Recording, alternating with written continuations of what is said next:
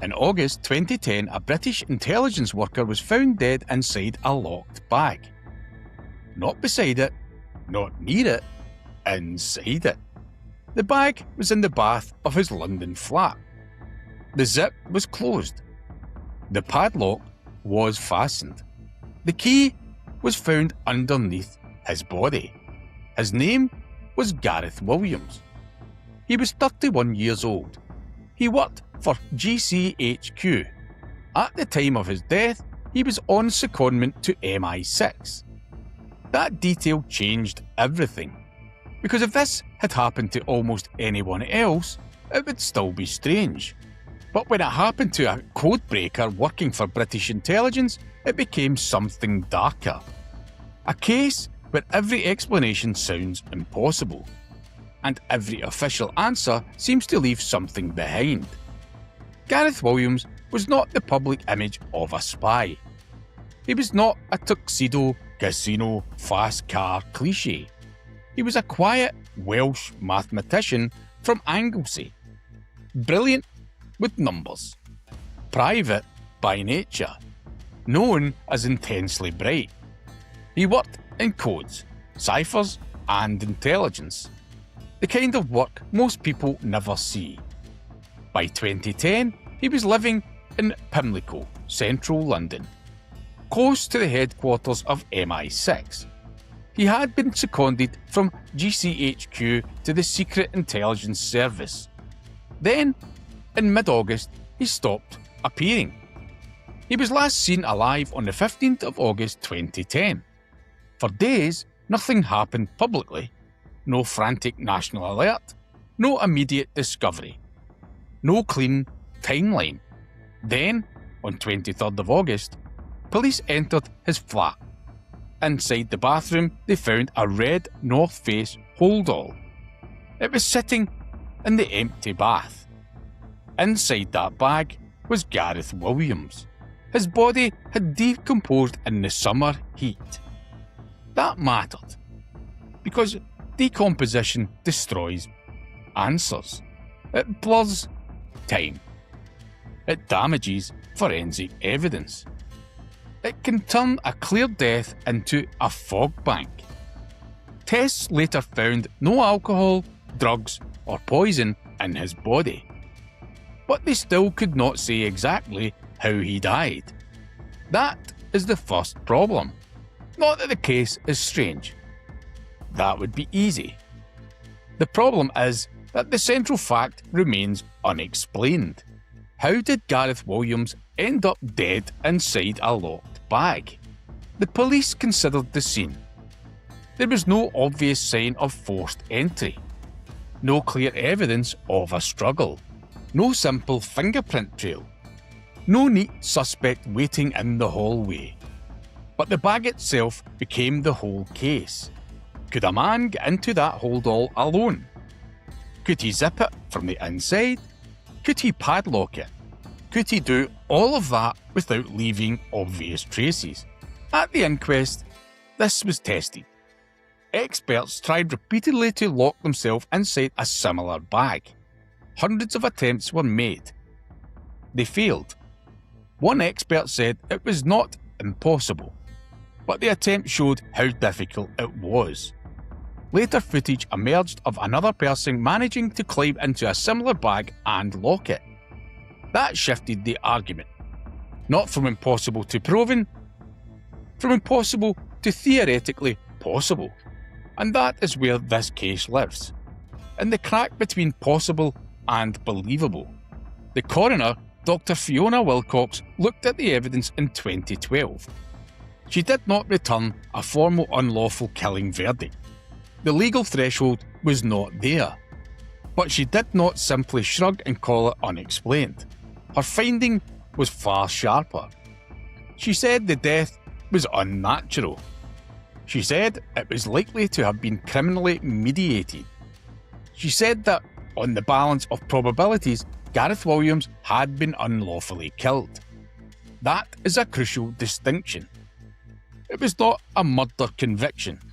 It was not proof beyond reasonable doubt.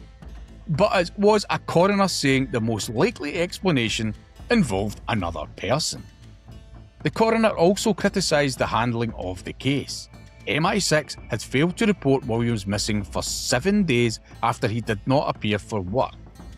That delay mattered. Not emotionally, forensically. 7 days in August can destroy evidence. 7 days can turn a crime scene into a riddle.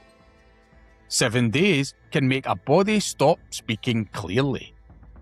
That delay is one of the reasons the case still feels wrong. Then came the reversal. In 2013, the Metropolitan Police reached a different conclusion. After a further investigation, they said Gareth Williams most probably died alone. Their view was that he had likely climbed into the bag himself, locked it from inside, and then been unable to get out. A tragic accident. That was the official direction. But even then, the police did not slam the door shut. They said they could not fundamentally rule out a third party. They said there was not enough evidence to be definitive. That matters, because the police explanation was not certainty. It was probability. The coroner had drawn one inference, the police drew another.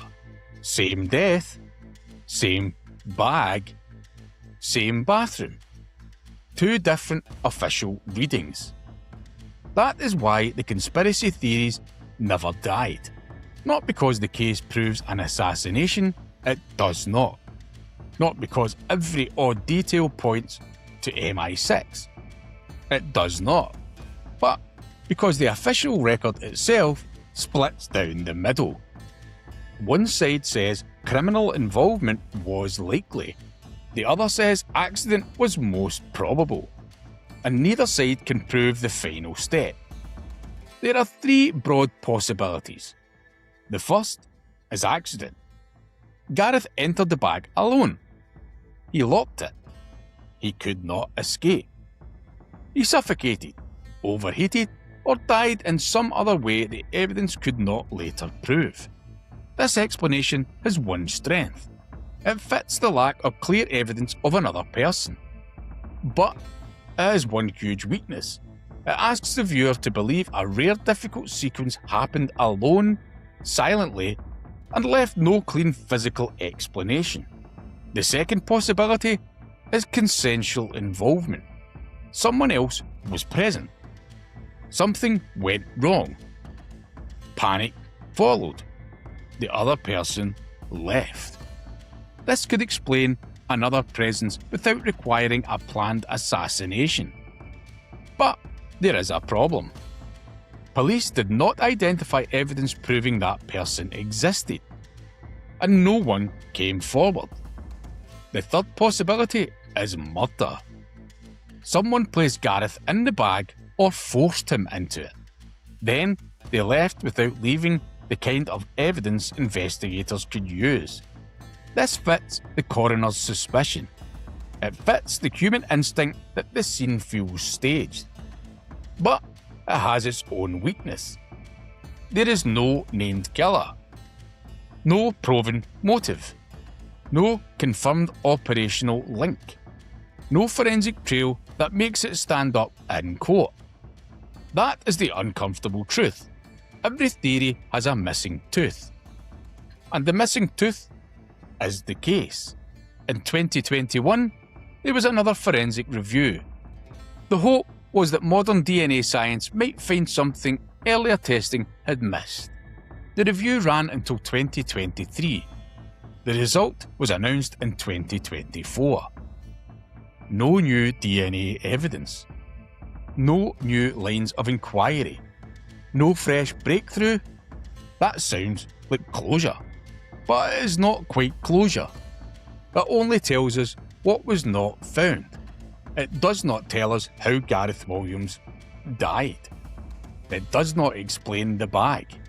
It does not resolve the disagreement between the coroner and police. And it does not answer why an intelligence officer could vanish from work for a week before the alarm was properly raised. So where does the evidence leave us? Not with proof of a cover-up. Not with proof of assassination. Not with proof that British intelligence killed one of its own. That would be too neat. And this case is not neat. The documented record leaves us somewhere colder. Gareth Williams died in a locked bag in a bath. The coroner believed criminal involvement was likely. Police later believed he probably died alone.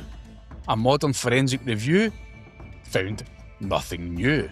And after all that, the central question is still sitting there. Small, red, zipped shut. How did he get inside the bag? And why has no official answer ever made the room feel any less wrong?